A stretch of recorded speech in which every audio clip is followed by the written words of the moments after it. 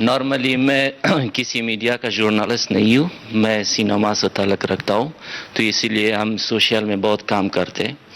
اور الحمدللہ یہ جو روابط ابھی تک اب خراب ہو چکا ہے پالیٹکس سے, سوشل پہ کوئی اثر نہیں ڈالا ہے. ابھی بھی ہم ادھر آ سکتے, ادھر لوگ کام کرتے پاکستان سے. بٹ میرے شخصی ایک ہی سوال ہے, جو جب سے میں پیدا ہوا ہوں ہر بار مجھے یہ کہا گیا ہے کہ پاکستان کے ساتھ, پاکستان کے پاس ایک پریشانی ہے افغانستان سے. پھر میں یونیورسٹی گیا, ادھر میرے کو بولا گیا کہ یہ پریشانی داؤد خان کے زمانے سے شروع ہوا ہے.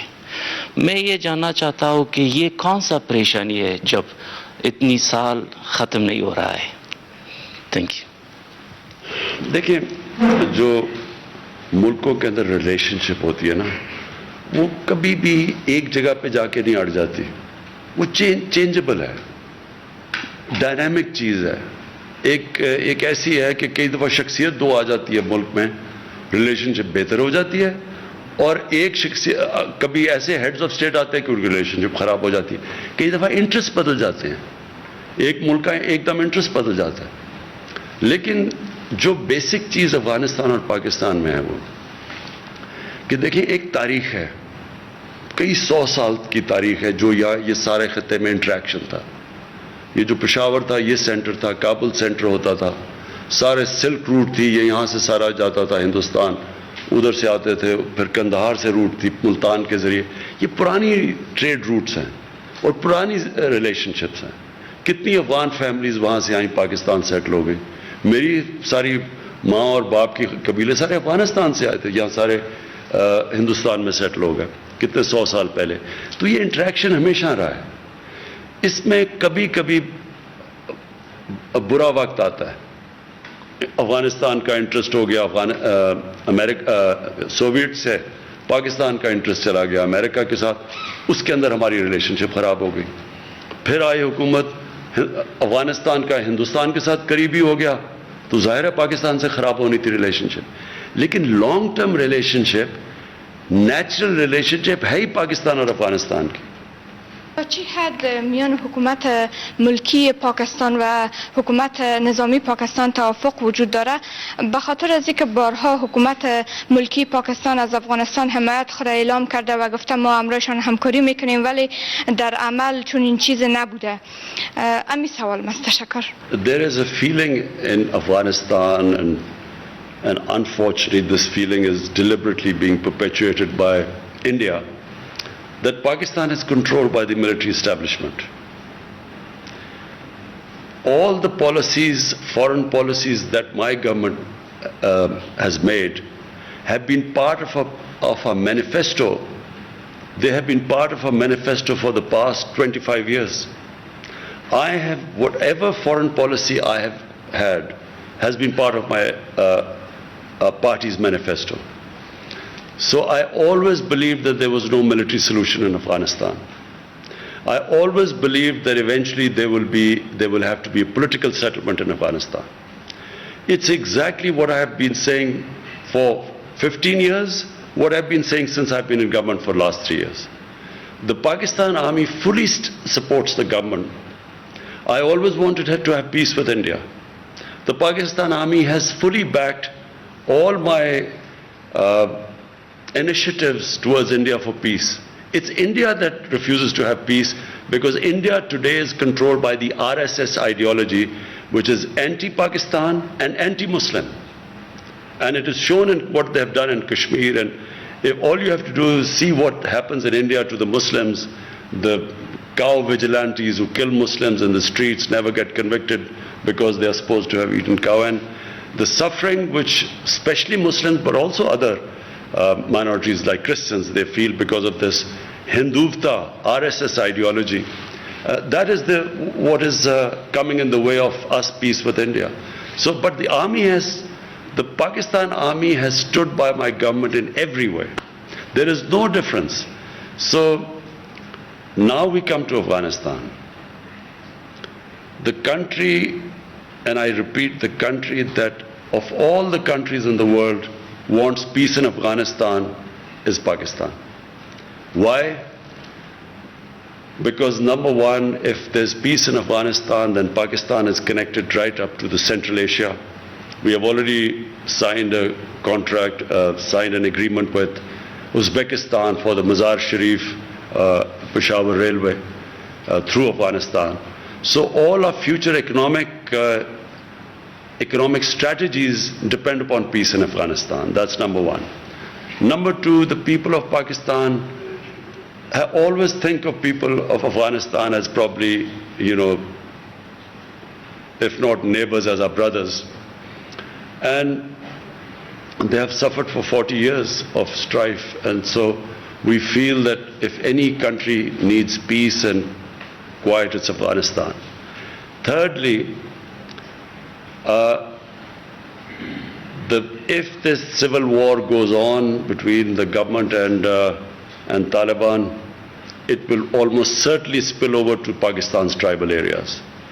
And we have really, in the last time when we joined the American war on terror, and as a result, we had the American war on terror spilled onto Pakistan's tribal area. 70,000 Pakistanis were killed in that. So last thing we want is that civil war spilling over into Pakistan, which it will do if it is a protracted civil war. And finally, we already have 3 million Afghan refugees. We cannot afford, if there's civil war, there will be more refugees coming in. And Pakistan does not have the economic conditions to have another influx of refugees. So it is in our interest, and that is why Pakistan is trying its best for a political solution in Afghanistan. Thank you so much for your time.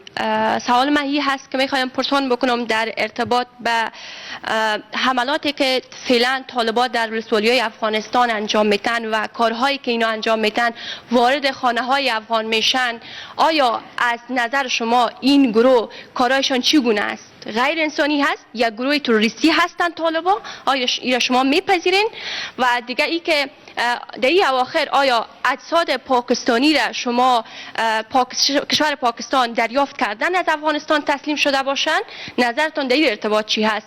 و با چنین شرایط نتیجه روند صلح در افغانستان شما چگونه میبینین من حیث یک کشور خیلی نزدیک بر Afghanistan? تشکر. First, what the Taliban are doing or not doing has nothing to do with us. You have to speak to Taliban about what they're doing. We are not responsible. Neither are we some spokespersons for Taliban. But you have two choices. 20 years, a military solution has been attempted to bring peace to Afghanistan, and that's failed. Now you have a choice. Either this American-backed military solution you can continue, because if you feel the Taliban are not someone you want to have in part of your government, you can keep on the course of a military solution. But everyone knows it's not possible anymore. The second solution is to have a government, a political compromise between the Taliban and the government, to have a compromise, an inclusive government. That is the only solution. Now, what the Taliban are doing or not doing has nothing to do with us. All we want is that there should be peace in Afghanistan. Pakistan's interest is peace there. There are 3 million Afghan refugees in Pakistan. Almost all of them are Pashtuns. And all of them, or most of them, would have sympathies with Taliban. How is Pakistan supposed to check who is going over there to fight or not when there are about 25,000-30,000 people who cross every year, every day? They go into Afghanistan and come back. How is Pakistan going to check that? So Pakistan has consistently said that if the Afghan refugees go back to Afghanistan, then hold us responsible. But if there are 3 million refugees here, how can we say few hundred or few people have gone there to fight and their bodies are coming back? How can Pakistan be held responsible? There are refugee camps of 500,000 people. There are refugees with over 100,000 people. So how is Pakistan going to go into the refugee camps and decide who is pro-Taliban and who is not? So it's not possible unless, and let me just say the other thing, that until recently there was no border between Pakistan and Afghanistan. The Durand line was just imaginary. There was no physical border. So to stop, to control the outflow and inflow into Pakistan, we have built this fence at a huge cost to Pakistan. We have completed 90% of the fence now. So for the first time you have a border fence. Before that there was no border anywhere. Durand line was no border. So we are trying our best, but it is not possible to hold Pakistan responsible when you have over 3 million people, refugees here. What interest could possibly Pakistan have in a civil war in Afghanistan? What interest would Pakistan have in backing someone to take over Afghanistan? What is clear is that no one party will be able to take over Afghanistan. So if Taliban try to take over Afghanistan, it will just be an ongoing civil war. In the past, Pakistan did have an interest. In the 90s, Pakistan had an interest. And why did Pakistan have interest? Because Pakistan had this policy of strategic depth. What was strategic depth?